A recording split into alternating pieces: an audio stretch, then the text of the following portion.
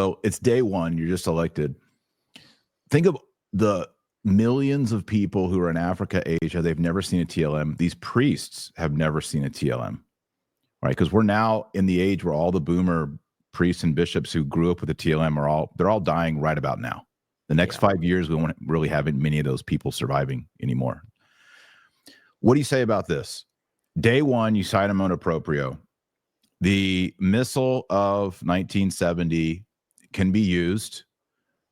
Eucharistic prayers 2, 3, and 4 are abolished. Eucharistic prayer 1 has to be said with all the saints. Kyrie goes ninefold. These parts are in Latin, and you have 6 to 1 month until we issue a supplemental missal, which would be kind of like what Anthony and I were talking about, a blended, it's a TLM, but it's got a blended vernacular Latin. And then after maybe 2 years, you give them the full TLM. Yeah, that's a good question. I think if you were to go in and do that, would you tolerate a Novus Ordo, or would you just send out a PDF like 24 hours later, just use this? Yeah, honestly, the cleric in me would do the PDF, and he'd be like, just use this. Because it'd just be like, look, ultimately, we're here at the service of God and not at the service of man. I guess if I had to be conciliatory, I would go in and say, I can tolerate that. But the problem is all of the main issues